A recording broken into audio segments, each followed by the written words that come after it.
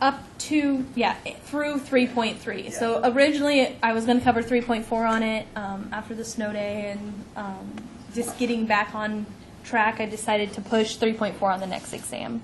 So we're a little behind schedule, which I think will be okay because I have a couple of just quiz days built in the schedule where we were just going to come and take a quiz. So now I'll just have to lecture a little bit and then give you your quiz. So I think we can get caught up potentially after this exam week.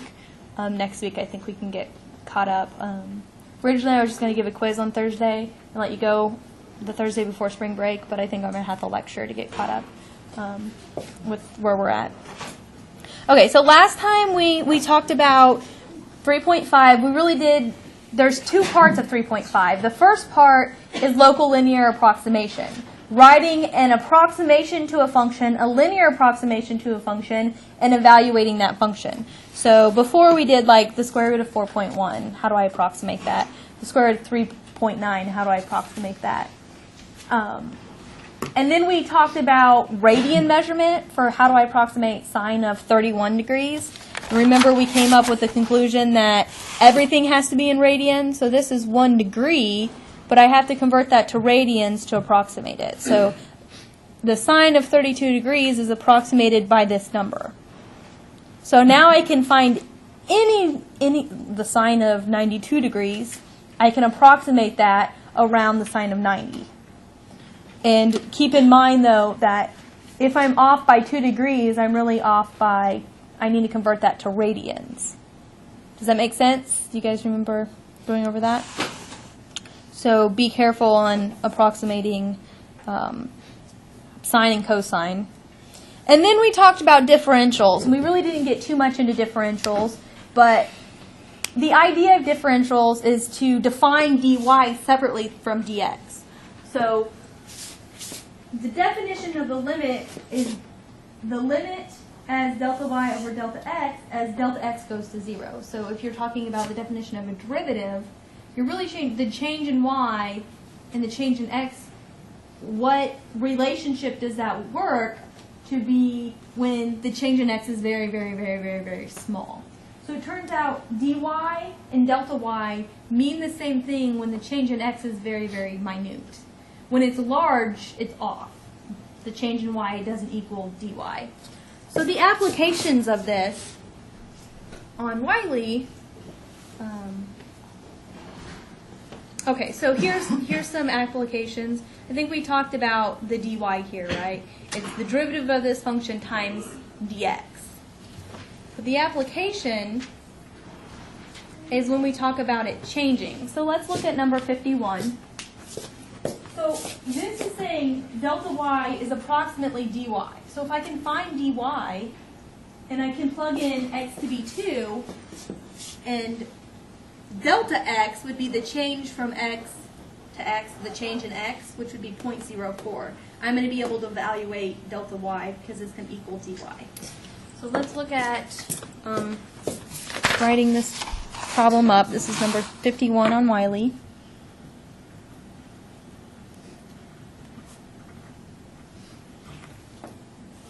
So y equals the square root of 3x minus 2. X equals 2 to 2.04.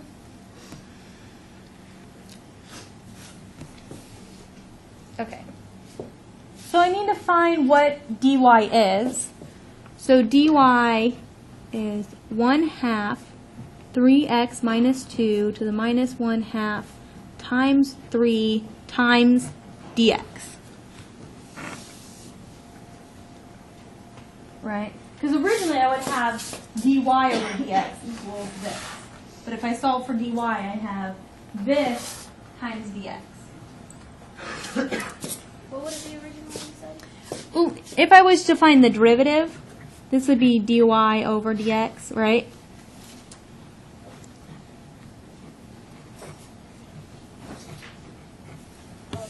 So I'm just treating dy and dx as two separate variables, right? So I'm solving for dy. What this means is the change dx equals delta x when delta x is small. So what is delta x? This is the change in x. Yeah, so I'm going to let dx equal 0.04 and x to be 2, because x is my initial point. So if I do that and I solve for dy, I have 1/2 4 to the minus 1/2 times 3 times 0.04. Right? So this is saying this is approximately delta y because my change in x is relatively small. So what would I get here? This 4? Because I plugged in 2. So those would be 6 minus 2 to the minus 1/2. So what do I end up getting? This would be 1/2, so this would be 3/4 times 0.04. 3/4, 0.75. Right? So 0.75 times 0.04.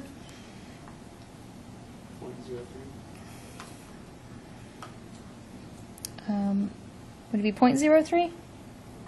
0.75 times 0.04? 0.03. So this would be 0.03.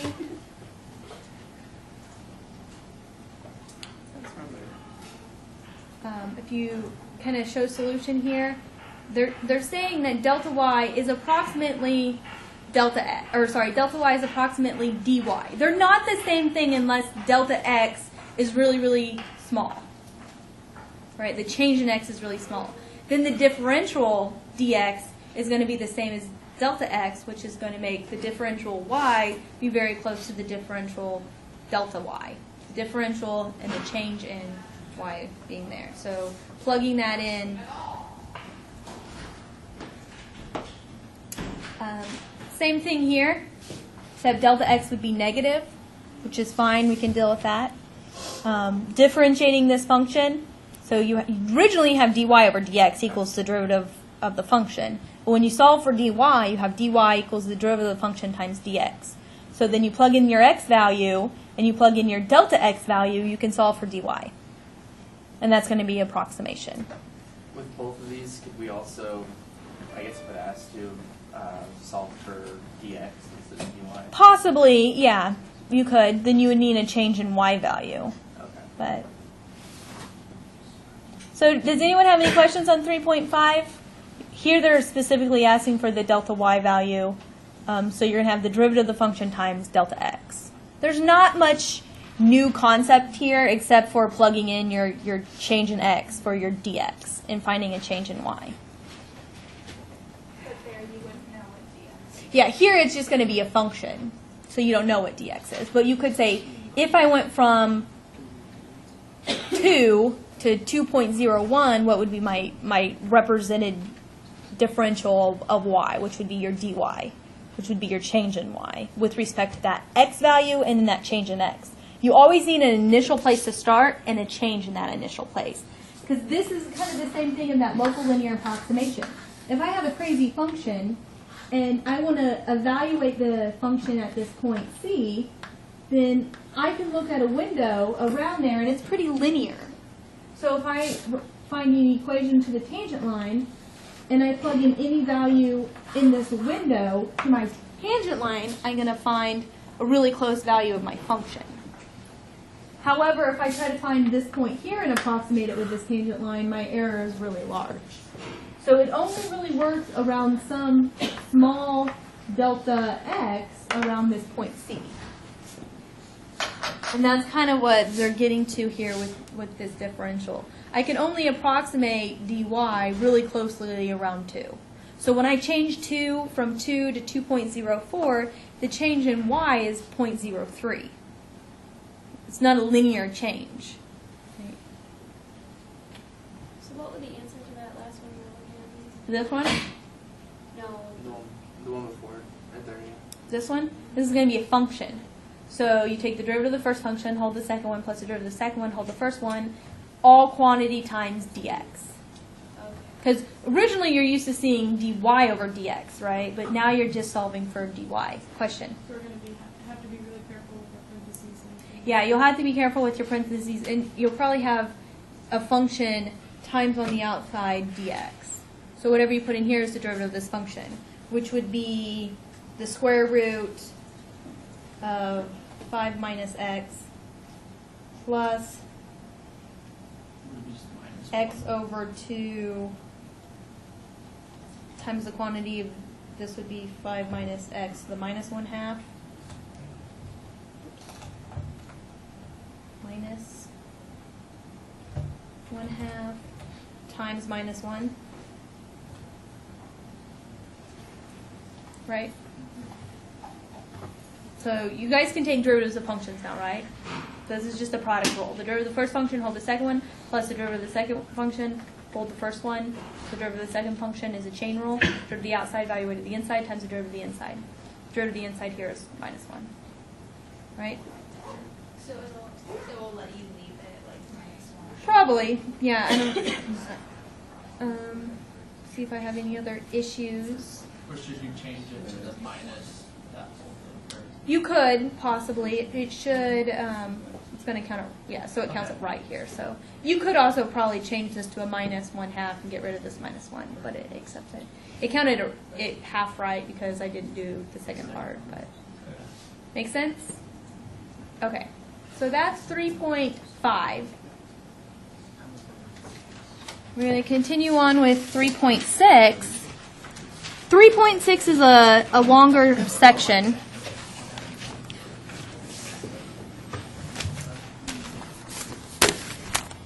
.6 is L'Hopital's rule.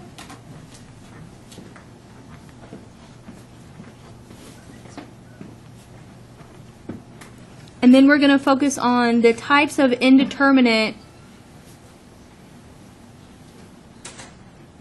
limits that we're going to be able to apply L'Hopital's rule to. There's only 2 types we can apply it to. 0 over 0 and infinity over infinity. All the other indeterminate forms that we talk about, we have to convert to 0 over 0 or infinity over infinity.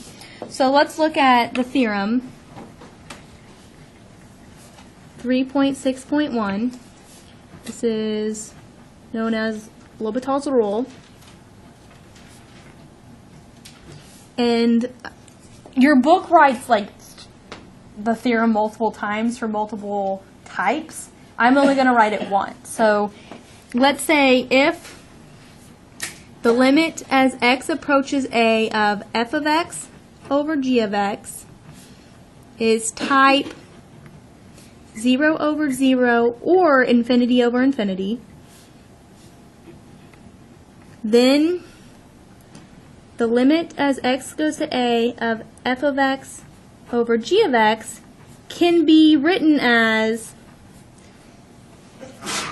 the limit as x goes to a of f prime of x over g prime of x. So slightly different than what your book has, but hopefully this is more compact idea here. If I plug in my limit at a and I have 0 over 0 or infinity over infinity, that tells me that this limit is going to equal the same as the limit of the derivative of the top over the derivative of the bottom.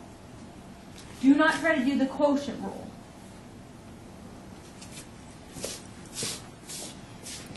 So we've seen examples of this before. We've always had to factor before, right? If we have 0 over 0, it tells me that a is a factor, and I had to factor it out and simplify.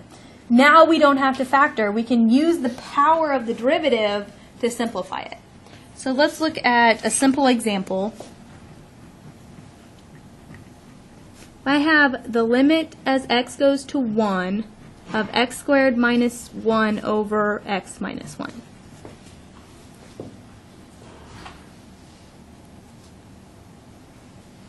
So I can get the answer here by factoring, right? So I know if I plug in 1, I get 0 on top and 0 on bottom, right? So that would tell me that 1's a factor. So I have x minus 1, x plus 1 over x minus 1. The x minus 1's cancel, and I'm left with 1 plus 1, which is 2. This is the old method of doing problems like this. The new method is to apply L'Hopital's rule. So now if I have the limit as x goes to 1 of x squared minus 1 over x minus 1, this is type 0 over 0, so this is going to tell me that I can apply L'Hopital's rule. L'Hopital's rule says I take the derivative of the top function. What's the derivative of the top function? 2x. What's the derivative of the bottom function? 1, right? So then I have 2 times 1 over 1, which is 2, which is the same answer, right? I don't have to factor. Yay! For those 5th degree polynomials or that 3rd degree polynomial where you had to do long division, you could just apply L'Hopital's rule now. If you have 0 over 0, you take the derivative of the top. Polynomial, easiest thing to differentiate, right? You do it separately. So do not try to use the quotient rule. The derivative of the top divided by the derivative of the bottom separately. And then you make your conclusion there. Some of those problems when we had to do like a long division, is that what you're talking about? Yeah. Where we could just do this. You could instead. just now use L'Hopital's rule. So that one that, I think it was a cubic Yeah. on Wiley, so before we didn't know how to differentiate, right? Yeah. So we couldn't apply differentiation because we didn't know what it was. So the only thing we know how to do was to factor. But now we know differentiation and we're comfortable differentiating. We can evaluate a limit by differentiating. Question? So will we just have to put it in, or will it tell us probably like use So this rule to do this? no, you on the final exam, there's generally a couple that you can apply L'Hopital's rule to, but you don't have to. You could factor. You have that option. You have that choice. On the next exam, there is probably always 2 questions where you have to apply L'Hopital's rule, where you have to be able to apply L'Hopital's rule to evaluate it. If we think of the limit as x goes to, let's say, infinity over e to the x over x squared. So this one we haven't seen before, but we've seen polynomials over polynomials, right? And we can take the highest degree term. But now we have an exponential over a polynomial. If I plug infinity in, what's e to the infinity? Infinity. And what's infinity squared? Infinity. So this is a type infinity over infinity, which is another type I can apply L'Hopital's rule to. And I get the limit as x goes to infinity of e to the x over 2x, which is again infinity over infinity.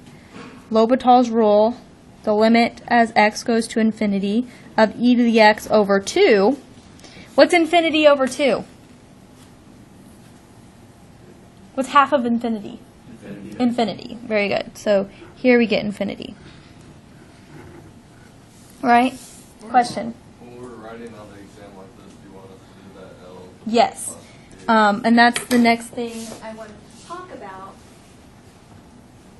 So evaluating limits,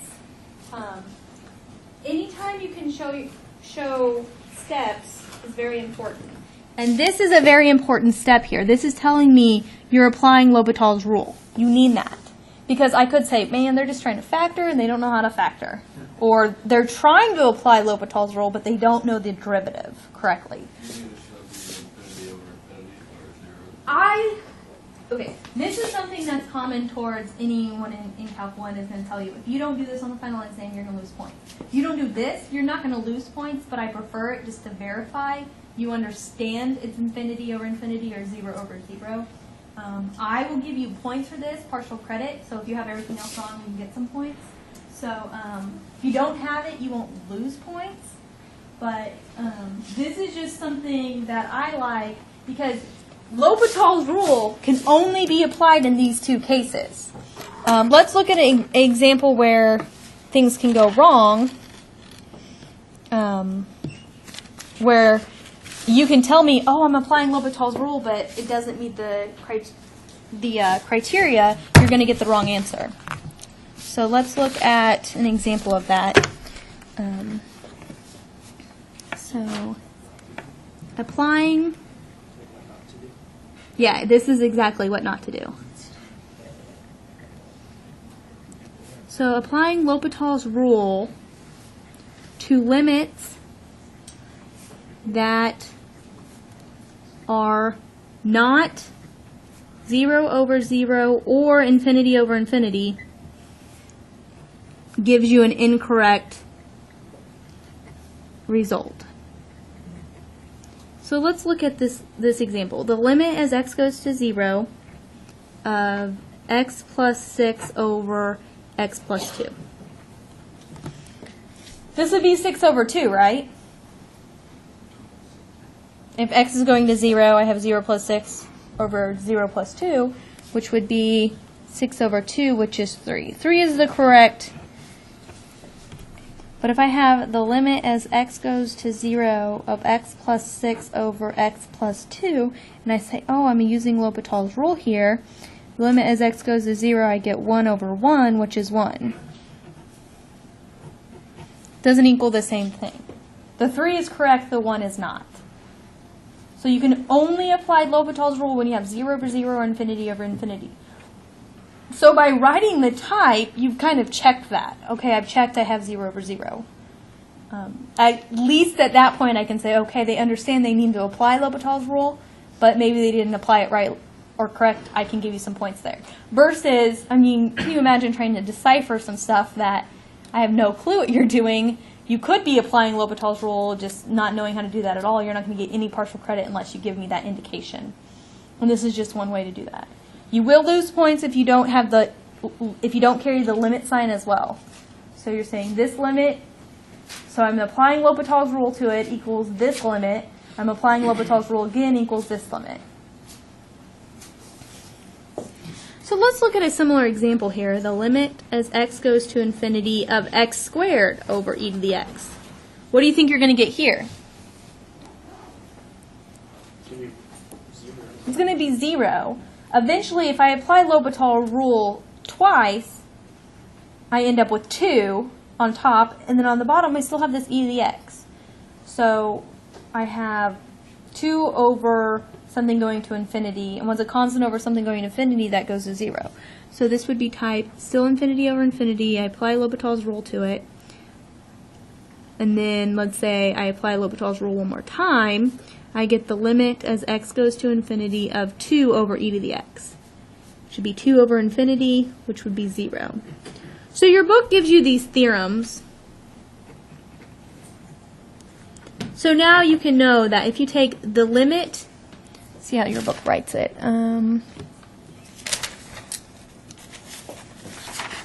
If you take the limit as x to the n over e to the x as x goes to infinity, this is always going to be 0. And the limit as x goes to infinity of e to the x over x to the n goes to infinity. Which makes sense, right? Differentiating e to the x, it never goes away. But when you differentiate x to the n, eventually you get down to n factorial. Right? The first time you get n, x to the n minus 1. The next time you get n times n minus 1 to x to n minus 2. Then you get n minus 1, n minus 2. So eventually you get n factorial on top. And then you have e to the x is always on the bottom. And then the opposite here. You get e to the x on the top, and you get a number on the bottom. So now you can just take, if you see something like this, you can make the conclusion without any work. E to the x over a polynomial as x goes to infinity goes to infinity, and a polynomial over e to the x as x goes to infinity goes to 0. So that is correct. This is correct, yeah. And these are just further illustrations of the two cases. Yeah. Yeah. I don't understand the applying it once and then applying it again. I don't know if you're Okay. just saying it as like. So you can always apply L'Hopital's rule when you have 0 over 0 or infinity over infinity. So what we did here, we had infinity over infinity. Right. So I applied L'Hopital's rule. I still have infinity over infinity. But I guess I don't know what changed between it. Right? The part that I'm concerned with is you said that we need to show this set of steps in order to get the credit for it. On problems like this, at this point, you don't have to because we've talked about how this works. But later on, I'm going to talk about like sine functions and cosine functions and things like that. And you'll need to show those steps. But here, I have Sure, this with function. Got it. You see that I applied L'Hopital's rule. I took the derivative of e to the x, which is e to the x, and I took the derivative of x squared, Oh, there we go. That's the which is 2x. And then here, I'm still infinity over infinity. So I keep going and I get infinity. The key here is e to the x is never going to go away, differentiating it. You just But- take the derivative of the bottom. Yeah, but you're still taking the derivative at the top. It's just e to the x. Okay,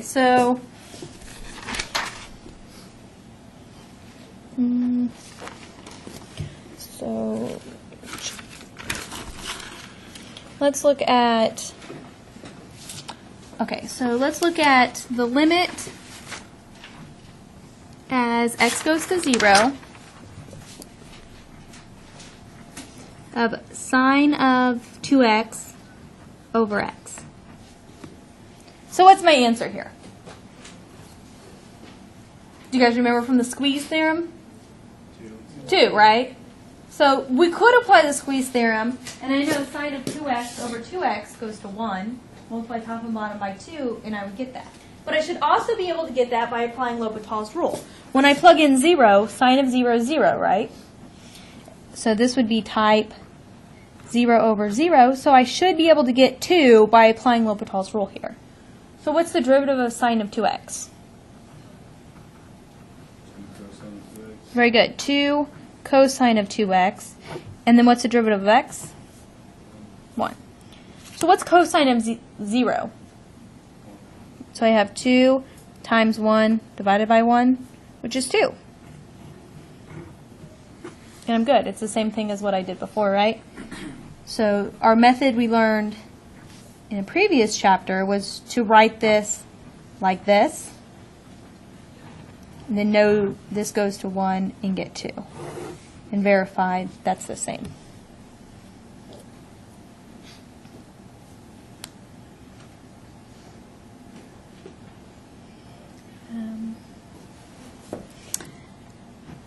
The limit as x goes to 2 of x squared minus 4 over x squared plus 2x minus 8.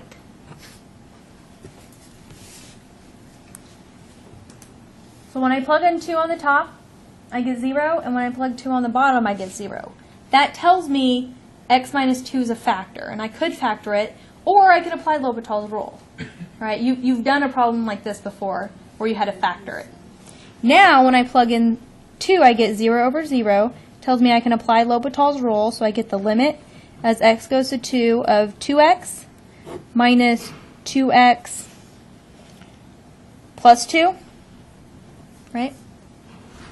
So this gives me 2 times 2 over 2 times 2 plus 2, which gives me 4 over 6. And the correct answer is 4 over 6, which is 2 over 3.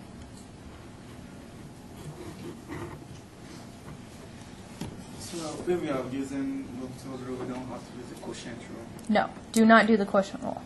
L'Hopital's rule is the derivative of the top separately from the derivative of the bottom. You're not differentiating this function. You're saying that the limit as something or x approaches a of a function divided by a function is going to be the limit as x approaches a of the derivative of the top function over the derivative of the bottom function. Do not do the product rule. Horrible. Question? If it's a type of negative infinity over infinity or vice versa, Yeah. does that matter? No. Infinity over infinity, the constant out in front, plus or minus, is not going to matter. Question? Back on the one above this one, the cosine one, Mm-hmm. wouldn't you be taking cosine of 2 because it's 2 times You're x? taking cosine of 2, 0. 2 times 0. Right? Cosine of 2 times 0. All right. Which is, yeah, we were going to do an example of that as something like, if this was going to pi over 2, you have to be careful because it would really be cosine of pi. Because it would be 2 times pi over 2. But yeah, that's a good thing that you're thinking about that. And since it's 0, cosine of 2 times 0 is cosine of 0. Okay, are you guys okay with L'Hopital's rule? Pretty straightforward. So the problems can get more complicated than this.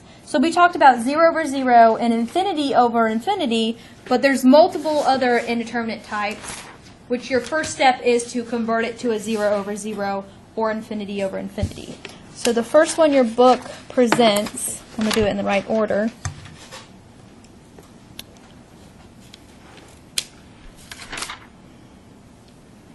Zero over 0. Okay, is 0 times infinity. So the next one of indeterminate types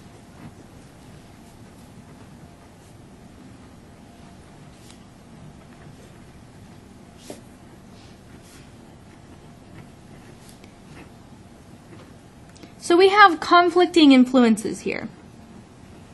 I have a function going to 0 times a function going to infinity. So an example would be something like the limit as x goes to 0 from the right of x times ln of x. So this goes to 0 and this goes to infinity. And I want to evaluate what's going on there. When you have 0 times infinity, it can be 0, it can be infinity, or it could be a number. You have all the cases there, right? Is that just ln x over infinity? Like, I don't understand that. This is just to show you that this term is going to 0 and this term is going to infinity. It's actually going to minus infinity, right? But the 0 times infinity incorporates the 0 times the minus infinity as well. So I could write 0 times plus or minus infinity because it's being multiplied. X goes to 0, so this is going to go to 0. ln of 0 from the right goes to minus infinity, right? You guys remember that graph of ln of x? If I approach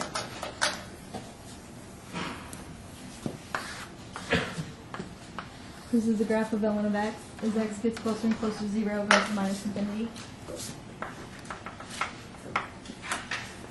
Right, so sometimes picturing the graph of ln, see what's going on. ln of 1 is 0. That might be something we look at later on. Okay, so now we're here.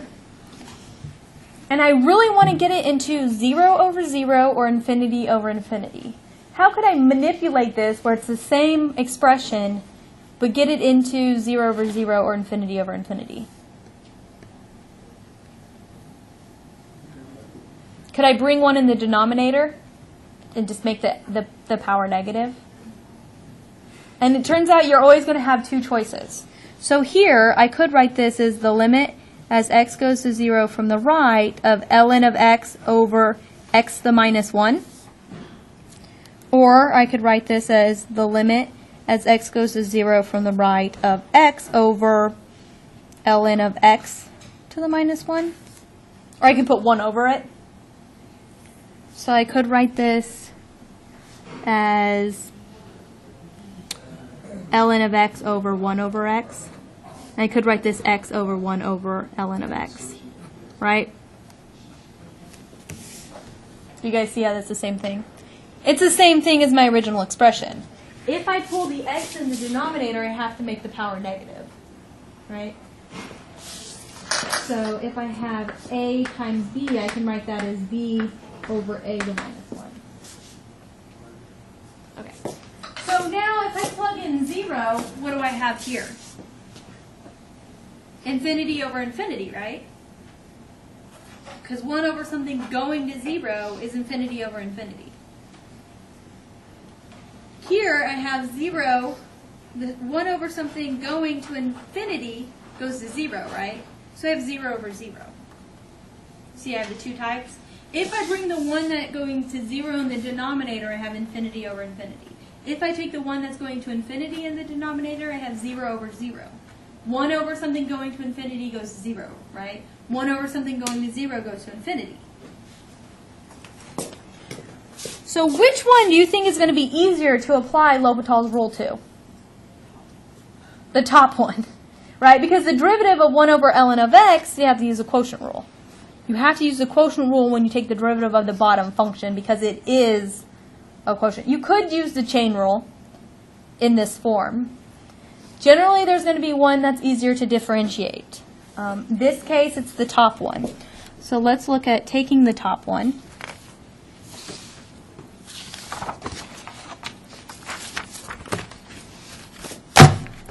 So if I take the top one, so really I have the limit as x goes to 0 from the right of x times ln of x. I'm going to rewrite that as the limit as x goes to 0 from the right of ln of x over x to the minus 1. So now this is type infinity over infinity, so I can apply L'Hopital's rule, and it gives me the limit as x goes to 0 from the right of 1 over x times minus x to the minus 2. Right?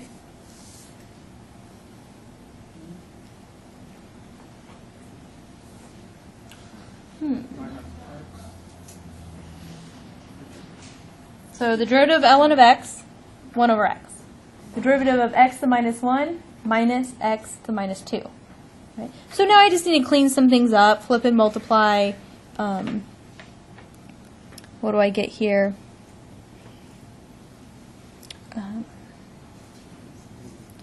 I get the limit as x goes to 0 from the right.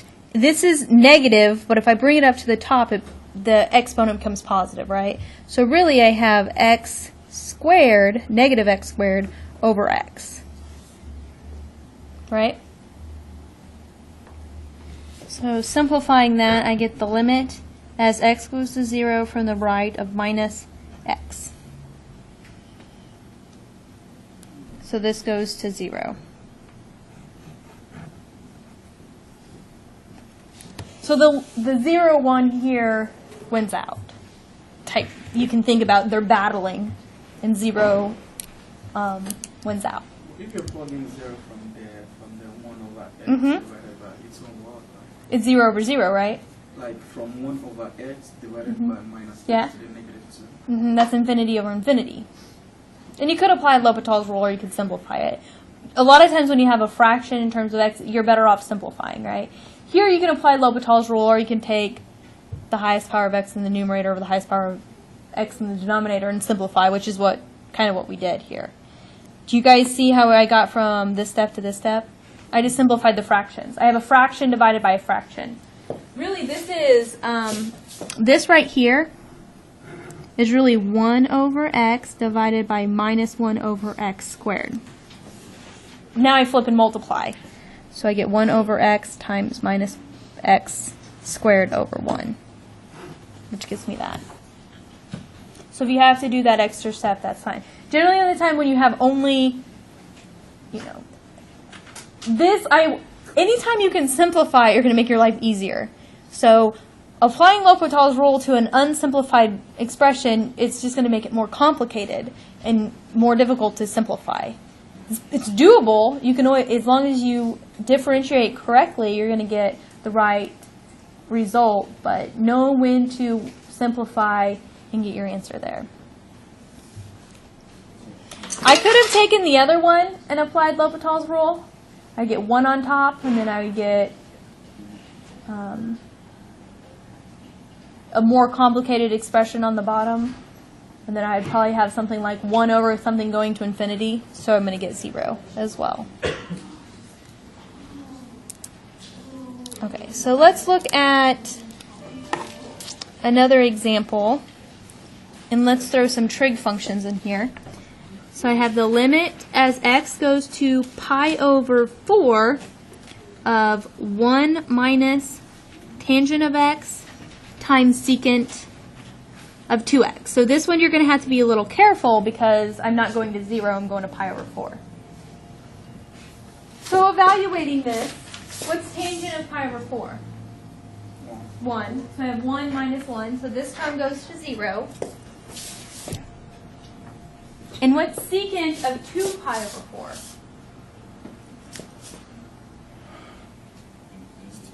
Cosine over sine, whatever. Yeah. Secant is 1 over cosine. Sorry. What's cosine of pi over 2? If you think of the graph or the unit circle, preferably I like to think of the graph Because it just gives you, this would be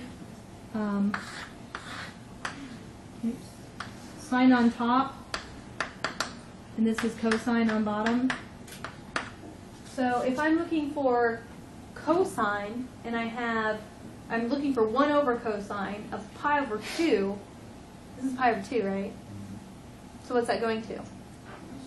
0. 1 over something going to 0 goes to infinity, right? So this goes to infinity. So this is times infinity. You could also think of the graph of secant, or the unit circle. I never really memorized the unit circle. I always just looked at the graph and thought about it instead of picturing the unit circle. But you could definitely do that. The unit circle is beneficial when you're talking about 0, pi over 2, pi, and 3 pi over 2. Yeah, and our Or trig 2 pi. class did a lot less with the actual graphs and a lot more with the units. And the unit circle is beneficial if you really understand what's going on. But if you're just memorizing it, you can remember things wrong really easy and think you got it. Where if you always kind of think about it and know that this is right, then you can get it out. I don't know, you can kind of pull it out by thinking and saying, okay, my thought process is correct versus picturing something there. Okay, so which one do you think would be easier to move in the denominator? Secant, exactly, because it's already 1 over cosine. So if I move it in the denominator, it's just cosine. So I could rewrite this, the limit as x goes to pi over 4 of 1 minus tangent of x over cosine of 2x. It's the exact same thing, but now I have 0 over 0. Right? I could write it the other way, honestly, but then I'd have to know that the derivative of secant, and I may or may not know that. I should be able to find it, but I know the derivative of sine and cosine like this, right? At this point, I know the derivative of sine and cosine. Secant, tangent, cosecant, cosine, those type of things I could find. It might just be more complicated to evaluate. So I'm going to apply L'Hopital's rule here because I'm in the right type. So I get the limit as x goes to pi over 4. What's the derivative of 1? What's the derivative of tangent? Secant squared. So this would be minus secant squared, right? You guys see where the negative came from? What's the derivative of cosine of 2x? Sine 2x. Good. 2 minus 2. Right? Because then times 2, right? I just put it out front. So the negatives cancel. At this point, I should be able to plug in pi over 4 and get my answer. If it's 0 over 0 or infinity over infinity, I have to do it again and do more work. So I need to evaluate what is secant of pi over 4. Do you guys remember what secant of pi over 4 is? Well, it would be 1 over cosine. Is it 2 square root of 2? Or is it just square root of 2? It's just square root of 2, right? So you could draw your triangle here. So I have 1, 1, square root of 2. Secant is 1 over cosine, and cosine would be 1 over square root of 2. So secant is just square root of 2. So here this would be the negative square root of 2 squared over minus 2 sine of 2 pi over 4. So it would be sine of pi over 2. What's sine of pi over 2? If you think of the graph, sine of pi over 2, sine of pi over 2 is here, so that's 1. So I end up with 2 over 2, which gives me 1. So here, 0 times infinity come out to be 1, right? You can think of these conflicting functions. Here, they're going to overpower each other and go to 1. Question? On pi over 4, sine and cosine are both root 2 over 2. Correct. So is that why, is that why you put 1 up there? The 1, this is actually sine of 2 times pi over 4. Sine of pi over 2 would be this. Sine of pi over 2 is 1. Here, secant of pi over 4 would be square root of 2 over 1. Secant is 1 over cosine. Cosine is adjacent over hypotenuse. Secant would be a hypotenuse over adjacent. So secant of pi over 4 would be square root of 2 over 1. So this is just square root of 2. But it's squared because it's secant squared. You guys see that? So we get 1 here. Pretty straightforward there. So next time we're going to talk about the last two indeterminate forms. They are infinity minus infinity. Right? If I have something going to infinity minus something else going to infinity, I got to figure out how they're going to conflict with each other and what they're going to go to. And then the last one would be 0 to 0, or 1 to the infinity power. And you were probably told in college algebra at some point that this, by definition, was 1. Anything to the 0 power is 1. However, this is 0 to the 0 power, not a function going to 0 to the function going to 0 power. That's a different thing. So 0 to the 0 power is undeterminate. A function going to 0 to a function going to 0 power is undeterminate. And we're going to use logarithmic differentiation to solve problems like this. Question? Will we ever have cases of undefined limits? Technically, when the limit goes to infinity, it's undefined because it's infinity, but we never write. But no, the limit's always going to exist. You're going to be able to say 0, a number, or infinity. It's never going to be doesn't exist at this point. But if you go to the final exam, and I give you something like 1 over x minus 3, the limit as x goes to 3, this does not exist. Because the limit on the right doesn't equal the limit on the left. So here, we talked about the limit on the right, you're going to be able to write something. The limit on the left, but the limit at 0 doesn't exist of this function. But I won't give you a problem that the limit doesn't exist. Question? So we'll never get a limit doesn't exist. Is the only way you ever get a limit doesn't exist is something over 0? No. Something over something going to 0 goes to infinity. If it's a right side limit or a left side limit, right? But like here, this is, if I had this would go to infinity. Because the right side goes to infinity and the left side goes to infinity. So the limit exists here. But if I get rid of this, it doesn't exist. And it is possible you could have some, like on the final exam, the first couple of ones, it's possible that they don't exist. However, like later, the final is always it always follows the pace of the course. So if you find a limit in the middle of the final, you know you need to apply L'Hopital's rule to it.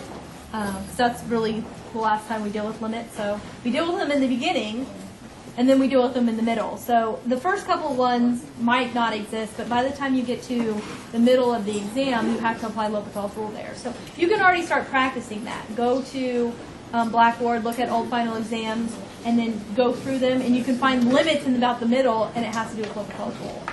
All right, I will see you guys tomorrow. We'll finish 3.6. Question?